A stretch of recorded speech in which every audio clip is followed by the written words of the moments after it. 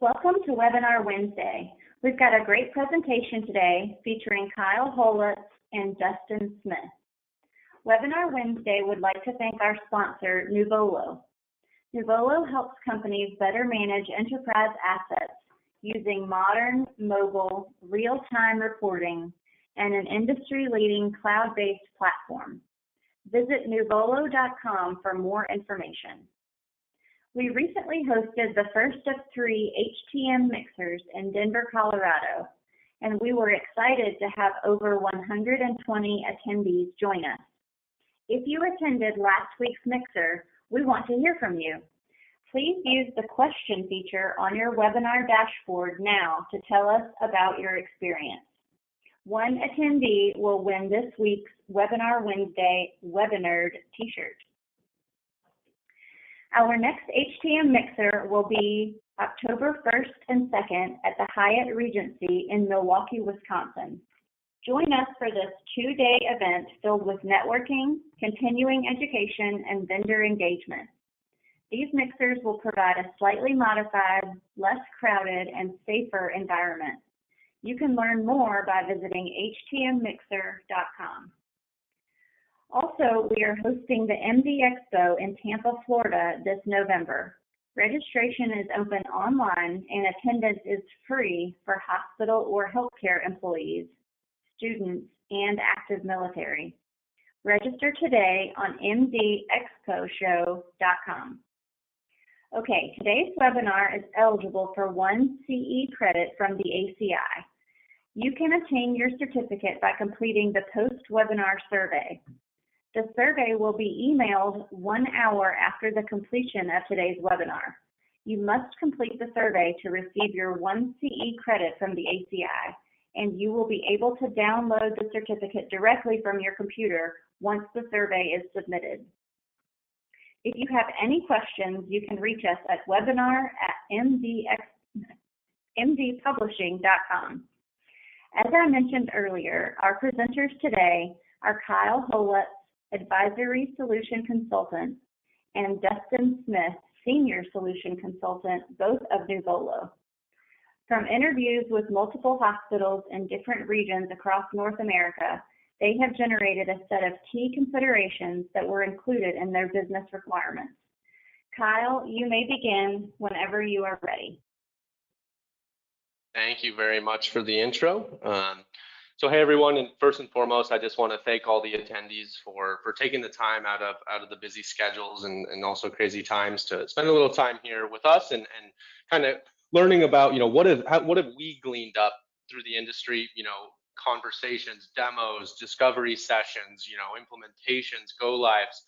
What are some of those key considerations when you're thinking about moving CMMS programs? Obviously we both come from Nuvolo, but we want to make these considerations today more use case driven and broader to look at modern CMMS as a whole, right? So we're going to do some quick intros. My name again is Kyle Holetz. I'm one of the solution consultants at Nuvolo, leading up our healthcare and our operational technology cybersecurity products.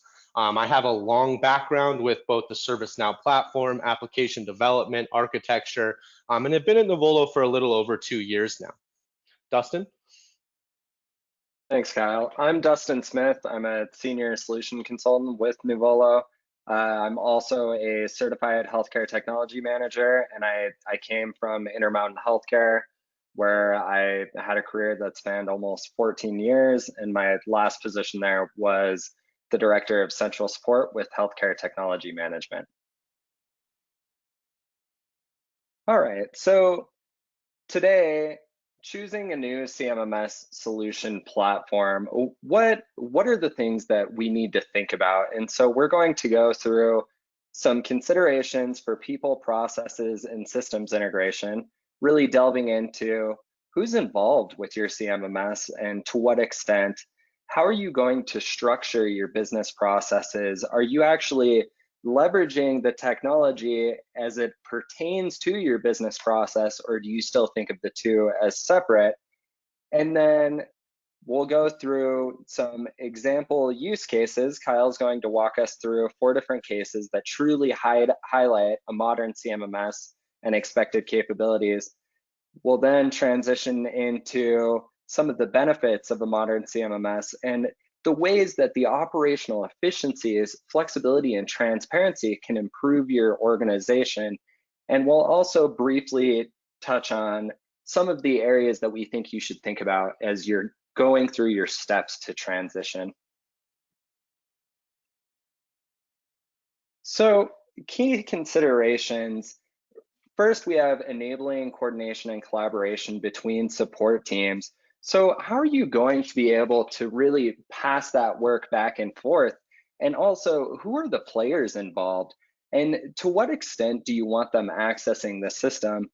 For instance, a capital group, you're not necessarily going to want them filling out work orders, but at the same time, you may want to give them some access to reports that would give them visibility into how your medical devices are performing, and they can start gleaning insights that would help them better understand what should be prioritized in your next capital budgeting cycle. Next, you need a CMMS that can really support complex process workflows. And what we've come to realize is the level of complexity is truly in the eye of the beholder, and it comes down to the way your business process is set up and how you can align that with the technologies in your area. And so there's some base functionality that we've come to realize is really necessary, and a lot of that's going to come to dispatching appropriately, getting the work to the right players, and also AEM, something that has come up more and more as of late, and it's extremely beneficial to have that functionality simply because it's going to reduce your FTE requirements in order to better run your business. And then we'll also go through simplified integration with different support systems. You have tons of different technologies in your organization, and you need to be able to understand what can you link up with your CMMS to provide some operational efficiencies, and also what's noise? What do you not need to link up because there's not necessarily going to be the value there? These are some of the things we're going to discuss today. So first, going through collaboration between support teams and what this looks like in a modern CMMS. On the screen, you're going to see some of the players that you'll really have interacting with the CMMS in a modern platform. First, you've got healthcare technology management or clinical engineering, and really they're going to understand all of the nuts and bolts. They're going to have the best foundational knowledge of the medical devices in the system and also any of the work orders coming in, but they're going to find themselves as playing quarterback more often than not, really. Gone are the days where you simply put your head down and you're working your PMs and there's very little interaction with other groups. Now, as you're continuing to find more and more network devices, and as Joint Commission or DNB are coming down with more and more stringent requirements, you have that need to be able to pass not only information, but at times work orders back and forth between the facilities management and HTM, and also information technology and HTM. And we believe that is something that is absolutely necessary in order to be successful in the environment we're in today and to really enable you. And then the last group we have on here is really capital equipment planning and finance. And healthcare technology management has largely played a consultative role when it comes to capital equipment planning, and they'll continue to do so. But is there an opportunity, if you have a modern CMMS, to create certain reports and dashboards and put information at the fingertips of those groups to really give them a head start and take some of the burden off of HTM to do that digging? In the past, some individuals would go through and they'd put all of their capital equipment that they needed into a spreadsheet, and you'd send that to finance, and then they'd come back and say, pick your top 10. Well, why can't we create a report that shows the top 50, and finance can suddenly start drilling through, and you can go through and apply additional information to those reports. So you're spending less time modifying a spreadsheet or some other system, maybe even a yellow notepad, and then enabling those groups to be successful and that way you're saving time. And then we get into supporting complex process workflows. What does that mean? Really, what are the areas that you've deemed complicated and you ultimately need assistance with? One of the things that I mentioned earlier is AEM programs.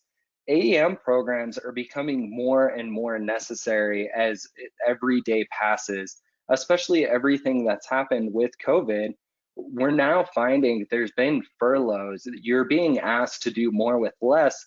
And one of the ways that you can do this is by better managing your PM workload. And that can be done through an alternative equipment maintenance plan if you have a system that supports it. And what I mean when I say that is you need the capability to say, here are my devices that are eligible. I want to create a baseline of the metrics that pertain to that device as far as preventative maintenance related failures. And as I transition to a new in-house based protocol, I want to be able to measure the efficacy of that and ensure that my device is not experiencing additional failures. And we strongly believe that is part of a modern CMMS. Next, compliance audits for the Joint Commission and DNV. Do you have the easy reporting so when an auditor shows up and you've suddenly got an hour where you need to get together various information because of a tracer activity, do you have those capabilities? And also, if you're trying to better understand your devices that you could not locate or that were in use, are you accurately tracking those? And what happens when a device comes off of a patient and that PMs do, or you locate that device in the future? Do you have a system that helps you get through those processes? Next, we need the flexibility to handle multi-department workflows. As stated earlier, you're seeing more and more groups involved in medical device upkeep.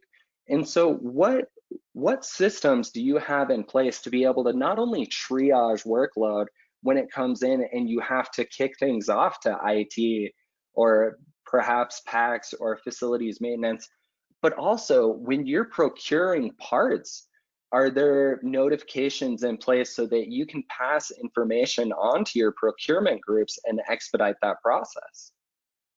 And then lastly, another complicated workflow that we've seen is ultimately cybersecurity monitoring.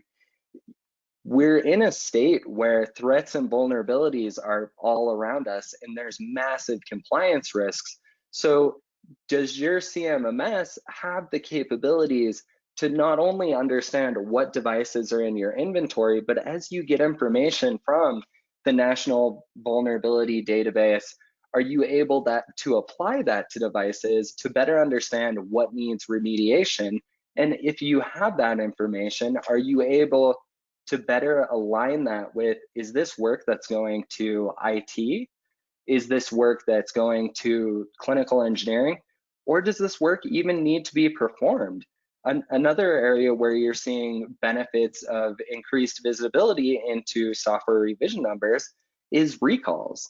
If you're using ECRI or Rasmus, one of the things you've noticed over the past couple of years is you're not only seeing recalls at the model level, now you're starting to see one step further and there's specific software revisions that are only impacted.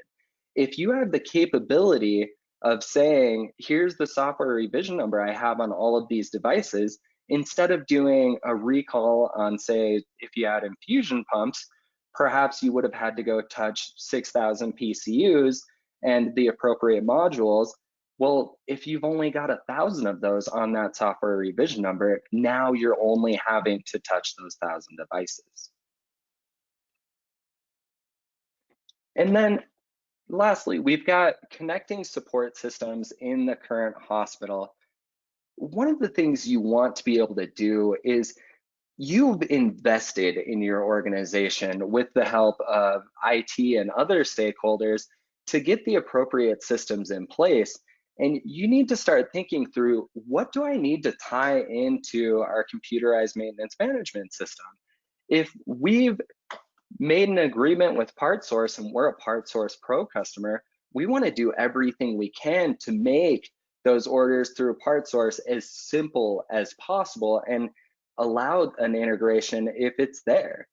And then also ECRI and Rasmus were mentioned earlier. What sounds better than that information flowing into your CMMS and then having an automatic generation of the work orders that are appropriate? These are just two simple ways where we see amazing opportunities in terms of integrations. And then next, your IT service management. This is going to be absolutely necessary in order to be able to better triage workload between healthcare technology management and IT. Next, we have our enterprise resource planning system.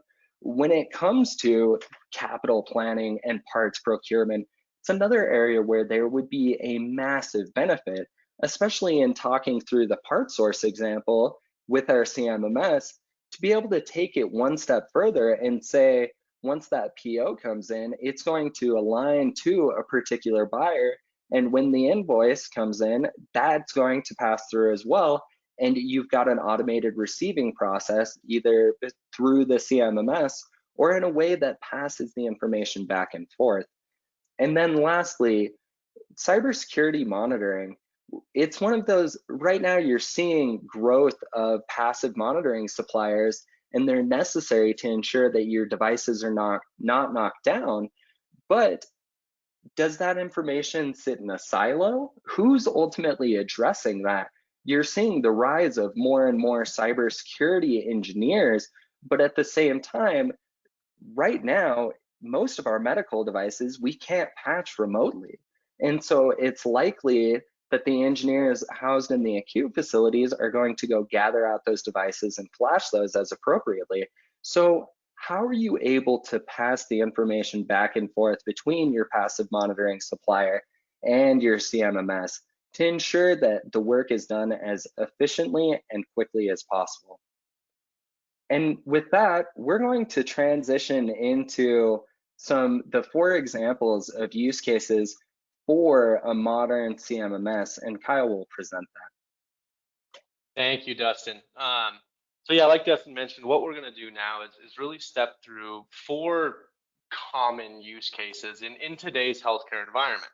What we're then going to do from those use cases is obviously talk through them, right? Talk through the ins and outs of what you would expect, or kind of a broad sweep, but then get into how do we apply the people process technology, or people process integration / technology, if you will, to each of these buckets, right? And then on top of that, what kind of consideration should we take when choosing a CMMS system based on our common use cases, right? So that's my goal with these next few slides here. So the first one that we're going to go through is what we all know, right, of a corrective maintenance work order, right? More specifically in this case against a big iron device, right? Called an MRI, CT, something along those lines. So the first thing, how does it come in, right? Well, it comes in a number of different ways. Generally, it's coming in through, potentially a web portal, right? The end user is hitting a portal, submitting a work order on their own in a self-service type fashion. Could come in through a call center. If you're one of the organizations that has consolidated to a singular call center across the enterprise, kudos to you. But a lot of the organizations we work with, have that call center per site, or maybe it's a part of IT's duty, right? Which gets back to some of the things that Dustin was saying about how important that ITSM connection could potentially be. For a lot of organizations, it's still direct contact, right? It's a direct email, it's a direct phone call to the HTM department or to the imaging group or the imaging tech that I've known for 5 years, right? So the next step in that process is then to dispatch the work. So how does it get dispatched? Again, kind of a broad sweep of potential fashions in the organizations we work with. Imaging, many times it's auto-assigned, right, to a person with the proper skill set, proper certifications, or auto-assigned to a group, right? Maybe that group is responsible for taking acknowledgement of the work order, pulling it from the queue, and effectively bringing it back to service. It could also be dispatcher assigned, right? The dispatcher, the call center agents, they know who's in for the day, and they will assign work by those manners. all of those options are generally coming with some type of escalation path or workflow, right? If I don't respond to this and I'm the primary assignment in 15 minutes, it's going to escalate to the next tech, and then maybe my manager.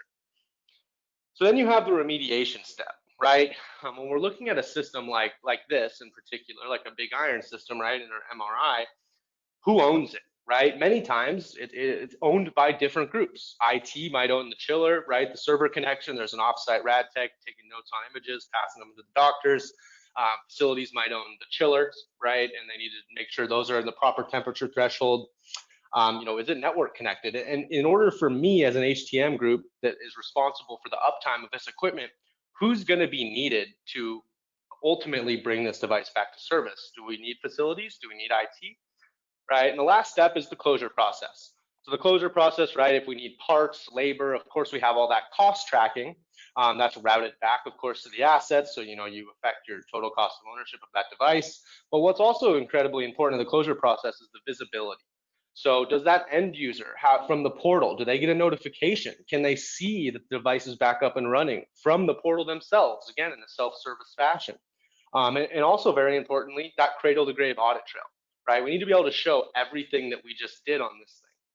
So kind of walking through that workflow now, what are the kind of considerations around people, process, and technologies that we should think about? The first one is, that we heard is, and if we just kind of walk down the line here, there's multiple groups involved in this fix, right? So a huge consideration is thinking about, are there opportunities for other groups to work with this tool that I have in my CMMS? And not only work with it in a full-scale fashion like HTM would, but maybe a very limited fashion, right? Giving them that role-based access. So considering, can I give a portion of access, a portion of functionality, or a portion of data to individuals to help me get work done, right? So figuring out, are there opportunities for that single system use is a big, benefit. Also, are there manual processes hidden in that anywhere? Well, there was one in how it comes in, right? Direct contact. That's a manual process. Many times, the organizations we work with and where they see the most success is in the service portal and standing up that one singular web portal where your customers, your end users can come in, not only submit work orders, but see what's going on, view reports, right? Make capital equipment requests potentially. A lot of different things can take place there. We've seen a lot of success in just improving that collaboration between technician and end user and or customer. The next thing that you probably heard in there was around escalation, right? An escalation path, everyone driving that automated dispatch, driving that automated escalation is a huge benefit.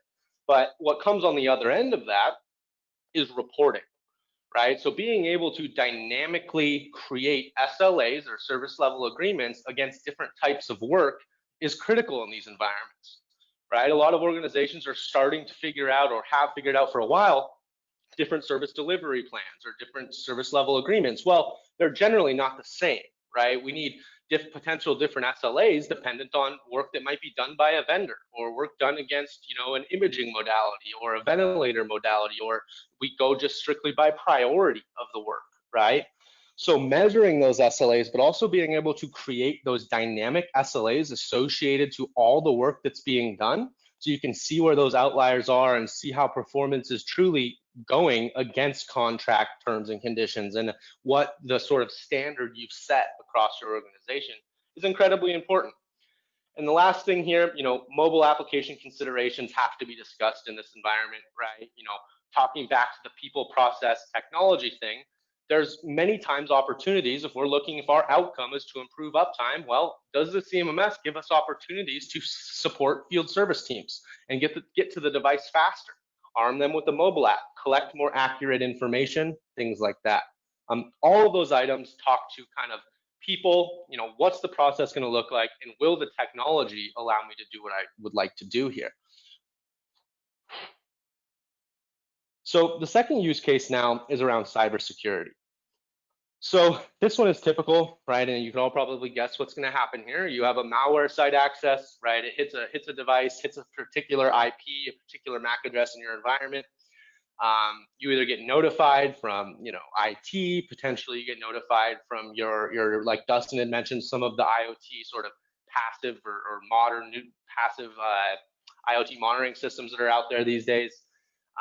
So what do you have to do next, right? Well, you know how it was detected, came from IoT monitoring, potentially came from an IT system, but how do I find that IP or MAC, right? Do I track that against all my network connected equipment? And if I do track it, how accurate is it? So that's the first thing we're gonna ask. Well, where is it, right? This thing is, if we're not tracking the IP or MAC, well, we need to start figuring out, what is this device? Is it a mobile device? Could we potentially find it through an RTLS system if we have that? But finding the device might be like finding a needle in the haystack when you have so much limited information to go off of. Next question is of course, how many more of these do I have, right? And Dustin made a great point earlier around the alerts and recalls and threats that we're facing with are changing in a sense that if we can track more data around software firmware definitions and things like that, it can massively help us figure out how many more potential victims I might have of this. The next step in this process is, of course, remediating the problem, right? Dustin made another really good point in this, that we're seeing a lot of sort of those hybrid cybersecurity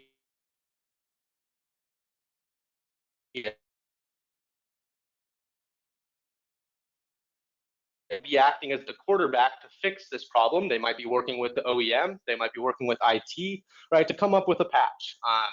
They're working on figuring out, what are this thing's neighbors, right? What is the risk or the potential of this malware, in this case of going to other systems, or this any anomalous behavior or attack, right? Going to other systems that my one network connected device might be talking to, right? So figuring out those neighbors. Then simply making sure we're creating our audit trail, right? What did we do? Again, that cradle to grave remediation track, everything is put together, everything is tracked, everything is time-stamped. So we have a good reportable audit trail throughout the process. And then the last step in remediation is where I always think in cybersecurity especially is important, is looking back on how you reacted, what you did, and be honest about the gaps. Where were there gaps? Where can we improve on, right? Those are the types of things that are happening in this sort of standard use case.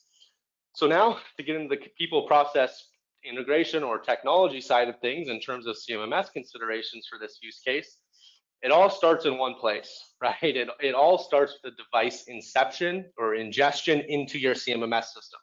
Regardless of who bought this thing, right? Any department out there could have bought a particular device, depending on how the purchasing works in your organization.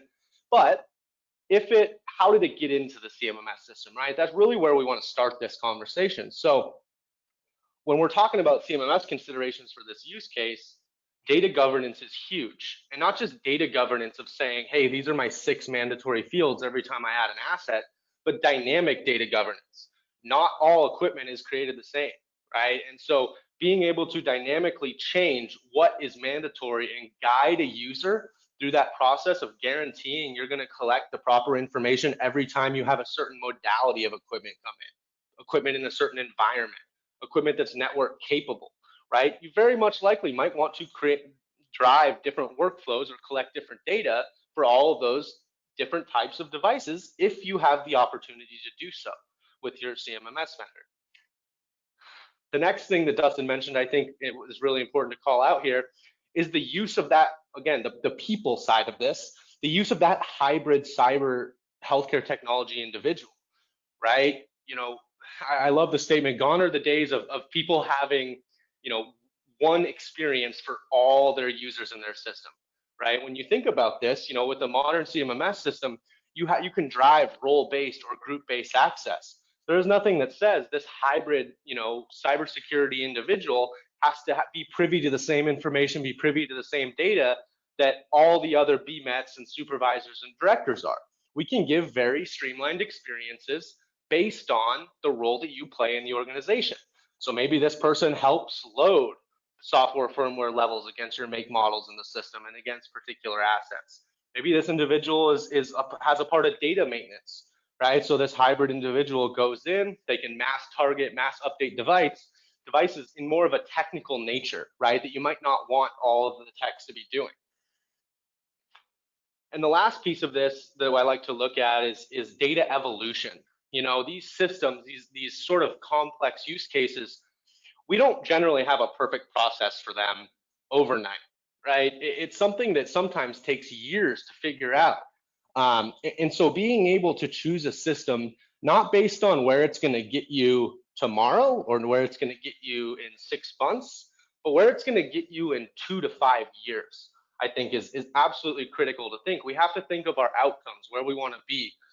You know, these transitions are not easy, and anyone who's been through them will tell you that. And many times when we're talking about the process, you know, the process can change, and being able to evolve the system with that process is absolutely critical. So some of the things that speak to that are that IoT monitoring integration, right? We might not be ready for it today, but what system gives me the best opportunity to use it to its full value, say in 2 years, once I have all my data collected and I have this hybrid role stood up and they're interacting in the tool in the way that's best for them, right? We can start utilizing those discovery events of new equipment, utilizing those utilization events to run different maintenance programs and start driving AEM, for example. You know, quickly responding to vulnerability events as well.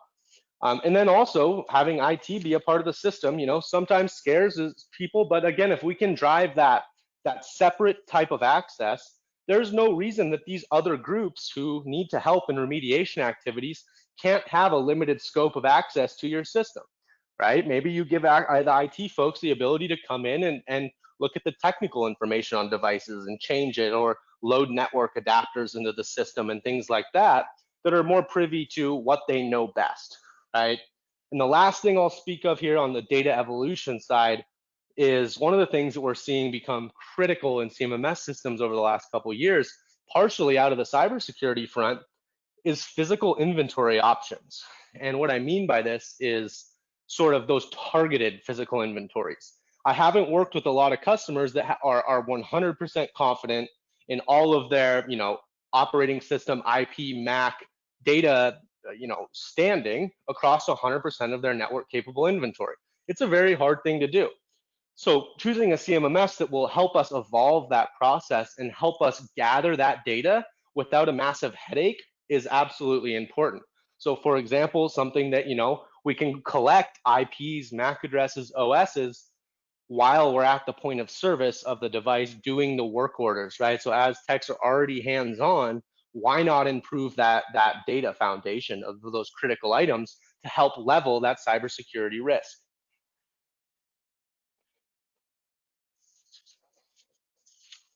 So the next thing we're going to talk about here is capital equipment replacement. So this one is really big in the people process technology because it's more of a broad sort of example. And so what I mean by that is this is really done a lot of different ways from what we see. So the people process technology aspect of this has never been truer, in a sense where, you know, some organizations I've seen this crowdsourced from different departments. Some organizations we've seen this coming from, you know, a particular planning team or a capital equipment or a financial team. Sometimes it's supply chain, right?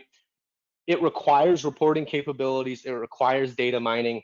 And generally, from what we see today, it requires multiple different systems to put together a solid capital equipment replacement strategy. So when we're thinking about that, right, where do we have missing data, right? Where is it hard to pull meaningful analytics from? Maybe we're using more of the ERP system than we are the CMMS system. You know, do we have opportunities to use one system for these things? And, you know, or if we're not even using either of them to their full extent, some of the things that Dustin mentioned that I thought were very interesting are, you know, is an integration actually worth it?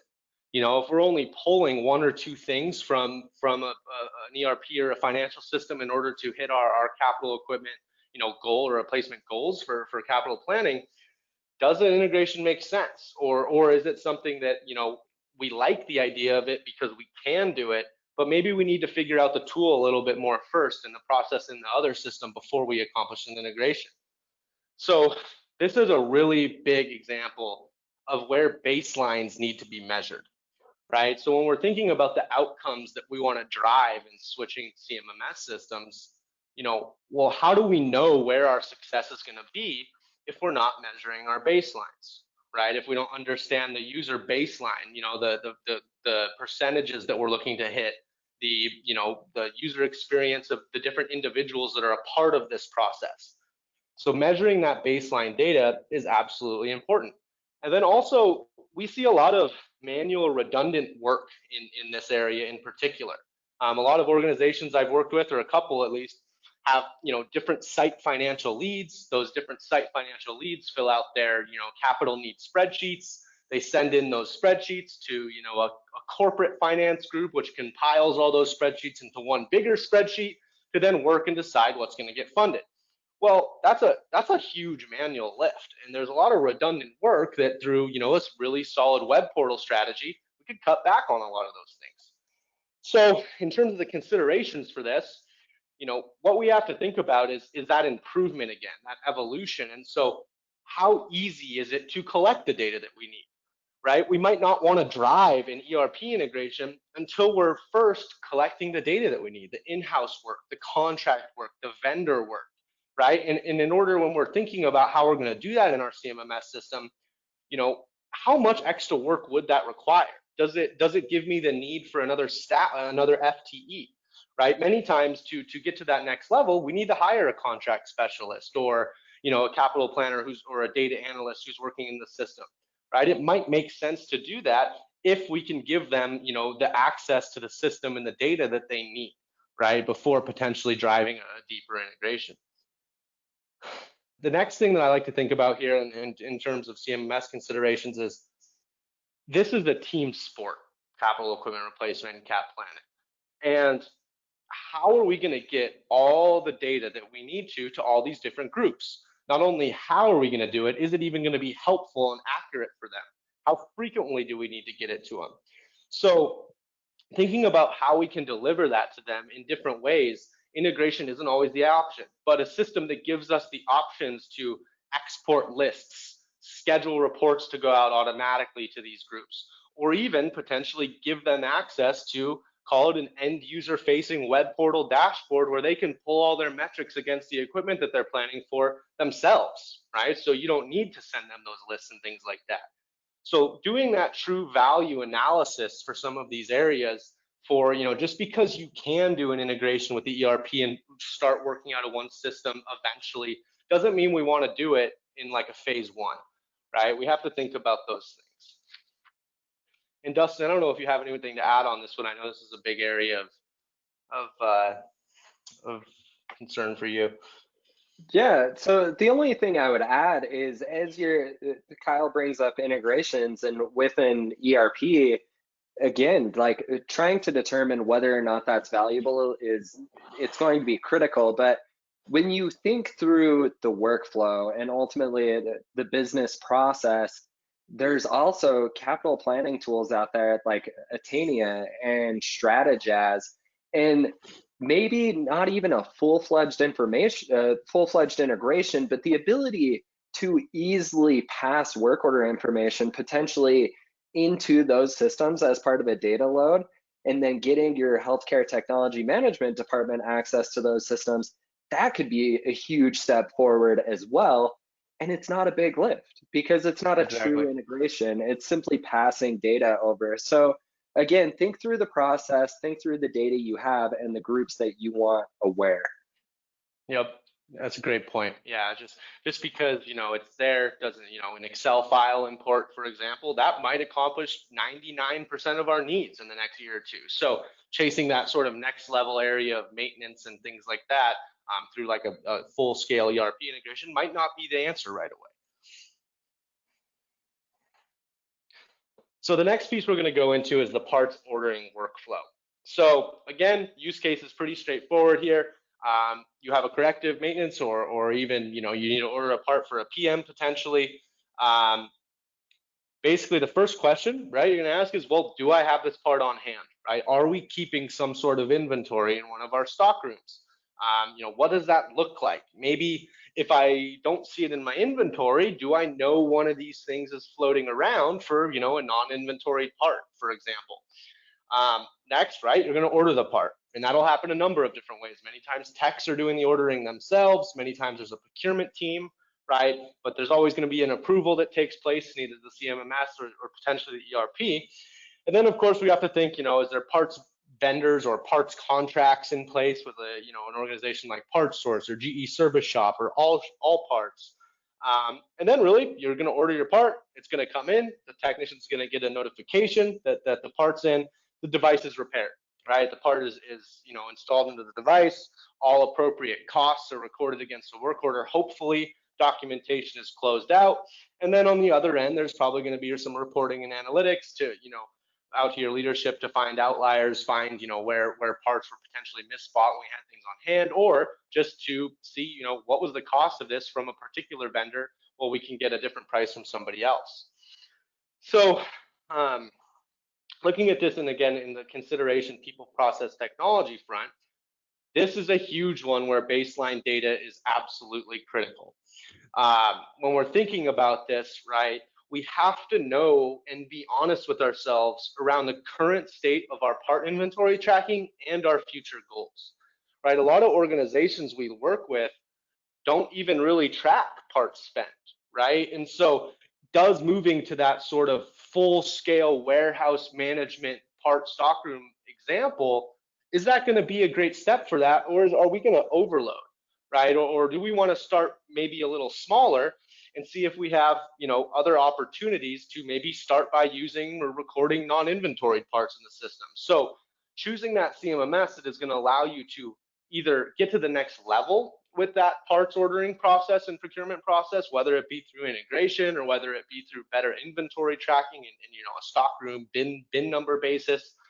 Or do we want to start by gathering that baseline with a CMMS that gives us the option to say track non-inventory part descriptions and costs, so at least we start to get that baseline in terms of the volume of parts that we're going through and also the costs. It opens up the opportunity for vendor consolidation. So this is where reporting and analytics becomes so important, right? Are there mass purchasing opportunities where we can look at our PM workload and associate parts and labor to our PMs in terms of estimated efforts and get a PM parts planning, right? Can we report on what we expect to see? Can we understand the average number of corrective failures that require parts replacements from our specific environment, right? So we're not using someone else's data, we can see it from our environment, which is different than other people's environments, right? And make decisions based off of that. If things are failing, well, which parts, which vendors are giving us a better cost? So again, this is all getting back to really two things in that the CMMS needs to support multiple processes for customers in a lot of different maturity buckets, but also allow you to capture a very strong baseline of your parts. And what that does is it then opens up the door of improvement opportunities, right? Of automated reorder thresholds for your inventory, potentially a larger contract or integration with Part Source and your ERP system. And another thing to think about here for those procurement teams, again, one of the things that Dustin talked about is, do we have the opportunity to give a small level of access to our CMMS system to call it a parts manager or a procurement team, where they're only working in a small area of the system, not privy to all the other information for a large gain, right? If they're working out of sort of a siloed system today that isn't really robust, do they have the opportunity to come into your CMMS system and do the work that you need them to do from there, giving you immediate visibility, really truly unlocking process automation in the sense of everyone working from the same system under the same hood of visibility and seeing in real time as work is getting done right under their nose. So thinking about, who can get me there is absolutely important. For this slide, I'm actually going to skip over. This was kind of an add-on to the streamlined approach to procurement. This is just a huge area of improvement that we see. And again, this is getting back to measuring that baseline being incredibly important for measuring success a few years down the road after you've made a change or a major investment, right? Many times, those small, and really what I wanted to point out here, and I'll just make it quick, is that many times those very small process changes can foster very large improvements or savings in a couple years down the road once we get people used to a smaller, working out of a new system in a limited way, then opening that up, to a larger potential process change or technology change even once we have those systems very well figured out and process driven. So what we're going to step into here is looking at benefits, right, and positive outcomes from some of these areas. So I'm going to hit on this one quick and then turn it back over to Dustin here. But when we think about, one of the things you've probably heard us say a couple times in this is we can't forget about the outcomes, right? So really what I want to point out here is how some of these positive outcomes tie back to that people, process, technology sort of CMMS considerations again, right? Because many times what we find is if the process isn't perfectly mapped out, we see people almost spending too much time on the current process and mapping the current process into your new system. If you're not married to those processes, why not be open to change, right? Why not be open to think about people, process, technology changes? Because many times, we can improve on those things and we don't need to necessarily boil the ocean to do so. So if we pick a couple examples off this, I'm going to use more reports available in real time and improve cybersecurity as kind of my two examples I just pulled from the slide here. So when we think about more reports in real time and how that aligns to people, process, technology and CMMS considerations, the people side of it, you might need to hire somebody who's a data analyst, who's a new CMMS admin, right? A new system comes in, it might be a change in skill set. There might be training involved, right, on the new system, whether it be an admin or a data analyst type who can use the tool to help you guys make better business decisions. But not only you, other organizations or other, groups within the organization, like finance, like, facilities or IT, just to name a couple, right? So it gets into the people aspect, the process side, right? In order to have truly great reporting and analytics, you have to have truly great data governance, right? You have to control that data entry process to get the world-class reporting and analytics that you're looking from. That's the process side. Lastly, you need great technology to support it all with accuracy and other tools, right? So we're talking about the technology or integration side of things, right? You need a tool that not only supports your reporting and analytics strategy in the tool, but also is powerful enough to export data to other tools. I would never tell a client that Nuvolo would suffice, for example, 100% of your reporting needs, right? It physically won't. So what's more important to consider when looking at a CMMS is, well, what's the foundation? What's the template of reporting analytics they're going to give me? How strong is that, right? From an out-of-the-box standpoint for me to build off. But then how easy is it to get data out, whether it be an audit or whether it be exporting data to an Oracle BI tool or Tableau or something like that? Does the CMMS give me opportunities to take my reporting analytics to that next level, be predictive as opposed to reactionary? And then looking at improved cybersecurity is another example on this page. The people side of things, we talked a lot about this cyber hybrid HTM individual. A lot of organizations are starting to do that. Well, if I can get that individual hired, what are they going to do? What's their role going to be? Do I want them to be doing the same things and have the same access to my system as all the other HTM techs or clinical engineers do? Likely not. They might need to be doing some different things. So once I hire the person to help improve my cybersecurity, how is the system going to help me support their process and their roles within my organization? So those things are very important to think about. And then lastly, the technology and integration side, that individual is likely going to have a better working relationship, or maybe not better, but a more involved working relationship with the folks in IT, with the folks in security operations, right? So how can I give them the technology to be best at their job and interact with those other groups? Because cybersecurity is a team sport, and everybody needs to see their lens into the cybersecurity issue or threat that's going on, right? The way security operations looks at things is very, very different than the way HTM looks at things or IT looks at things. All right, and now we're just going to quickly go over some things to think about as you start going through a transition, or possibly even some steps before you initiate that transition. So we've broken this out into people, processes, and technology, which is largely the way we've approached this discussion throughout the entire presentation. And first, with people, you ultimately need to level set your expectations and really own change management. You want people engaged. You want them to own this. And so along those lines as well, though, you need to make it clear that everything doesn't happen overnight. Unfortunately, I do feel that there is a tendency for individuals to think that at the end of the day, software is going to solve all of their problems, but that's just not the case. It's really the combination of your workflows and driving information into a software that's going to really create the outcomes that you want. And so you need people to understand that as you get started, because it's going to ensure everyone is satisfied once you've closed out your project. And it'll also give you clear direction in regards to what the next steps are after implementation. And within that, you also need to identify appropriate decision makers. You don't want everyone to make the decision. You want your subject matter experts who truly understand whatever workflow or whatever process you're hitting. You want them to own that and ultimately consult with others around them to ensure we're making the appropriate decision. But this can't be democratic, unfortunately, because it will simply slow things down and it makes resolution take far too long. And then next, plan for training.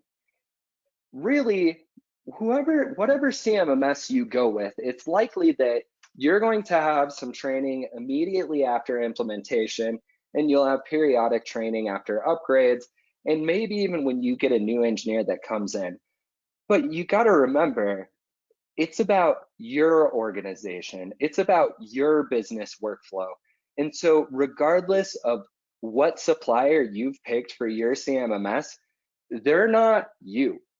And our suggestion is find somebody within your team or a certain role that really owns a large part of that training process so that you can ensure it aligns better with your workflow. Next, we've got processes, and I just talked about the training and aligning with your workflow. Well, you need to map that out. Unfortunately, there's a really strong tendency when organizations are looking to switch their CMMS, oftentimes they'll say, I want you to map what I have in the past. Again, I'm going to say that just one more time for emphasis. I want you to map what I had in the past. That's broken. All right. The goal in going with a modern system is to move your organization forward. So blow it up. Try something new, figure out exactly what you want the outcome to be, align your workflow to that, and fit it within the software. If you can marry up your workflow and the software, you'll be cruising before you know it. Next, we have know your data. Understand where you're at. What's good, what's bad, what do you need to fix before an implementation, and what can you live with? And leave it at that. Don't get 100% perfect, because you won't. But at the same time, don't go into everything with a total mess. Next, Kyle talked about this a lot. Have a baseline, understand current process, understand where you're looking to go, and measure it. That way, when somebody comes to you and says, how effective has your transition to this new CMMS been? You've got an answer instantly. You can give them, here's where we were, here's where we are today. Next, integration and technology. Where are the boundaries with integrations? Kyle did an excellent job talking about the ERP, and at times we need to think through what's it going to take to get an integration and where's the value. And so do that benefit analysis, and that's going to help you determine where do you plug it in, where do you get a 100% integration versus where do you simply lob data over in the form of a spreadsheet, or you have an individual pulling from one system and passing it over. And then lastly, if you are going to do an integration and it's something that hasn't been done before, co-develop it. Work with the CMMS provider and say, this is what I'm looking for. Here's my business process. I think others in the industry are using something similar. Let's work on this together. And once that's done, you can find tremendous value out of that integration. But at the same time, you're setting the industry standard, not the CMMS. Awesome. So at this time, Dustin, thank you for wrapping us up there. We have about 5 minutes left, so I'm going to turn it back over to the Technation team for Q&A.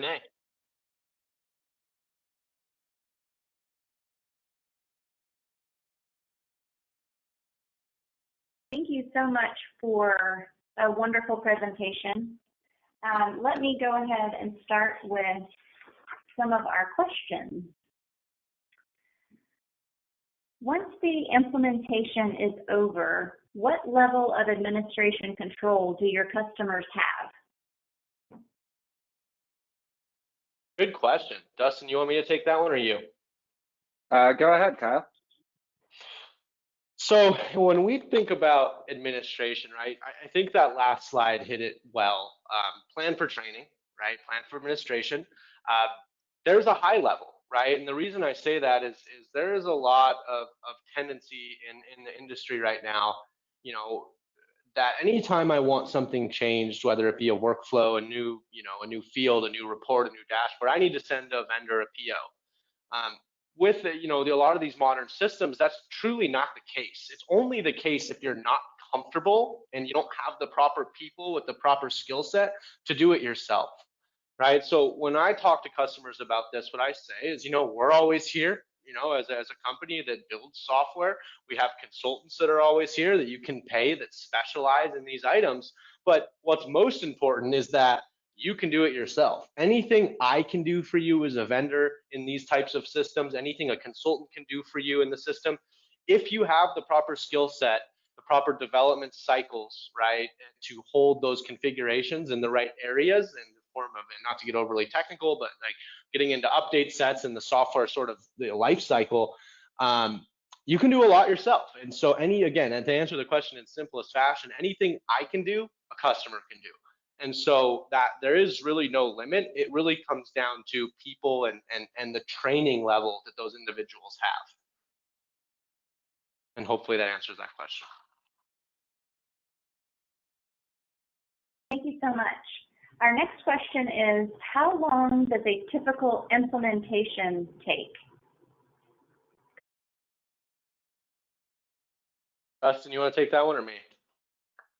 I can take it. So ultimately, it's going to vary. It depends largely upon what your expectations are and what integrations that you want. There's always a scoping call where it can be laid out exactly what the plan is in moving forward. But you could see, Kyle, help me out here, correct me if I'm totally off the mark, but you could see an implementation go as quickly as 8 weeks, and you could see one go significantly longer than that. So oftentimes it's really going to be 2 to 6 months typically. That's really our standard, and again, largely dependent upon integrations. Yep, I mean, I would echo that and say some of the fastest being around that 3-month time frame, and some of the longest being around a year, right? Depending on what we're looking to deliver, how many integrations, how many phases, are we going big bang or sort of that crawl, walk, run approach? There's a lot of variables to that question potentially.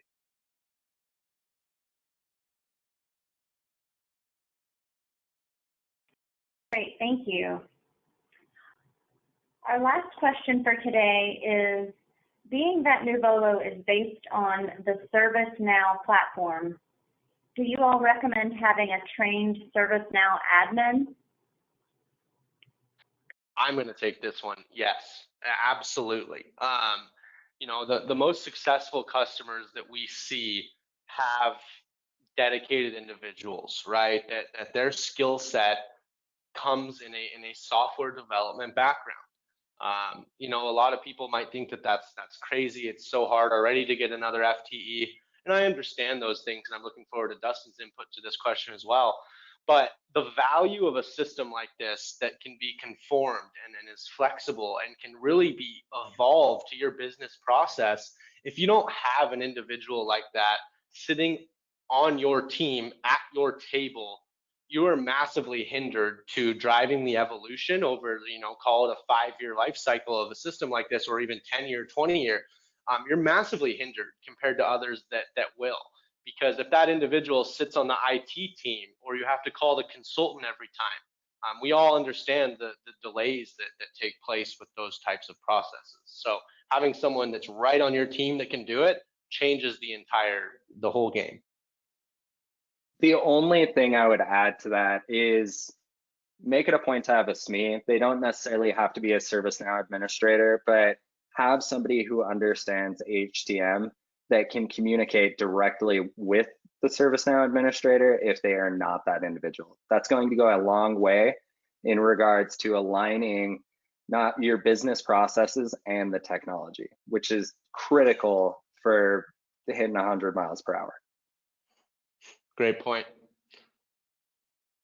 Any other questions? That is all for the questions. Thank you, Kyle and Dustin, for such a great presentation. I'd like to encourage everyone to visit today's sponsor to learn more about the products they provide to our industry. Visit Nuvolo.com. A quick reminder that you can obtain your CE certificate by completing the post-webinar survey. The survey will be emailed 1 hour after the completion of today's webinar. You must complete the survey to receive your 1 CE credit from the ACI, and you will be able to download the certificate directly from your computer once the survey is submitted. If you have any questions, you can reach us at webinar@mdpublishing.com. We will be back next week with another great webinar. Visit webinarwednesday.live for a calendar of upcoming webinars or to access our on-demand education and podcast. See you next week. Thanks for the time, everybody. Have a great rest of the week.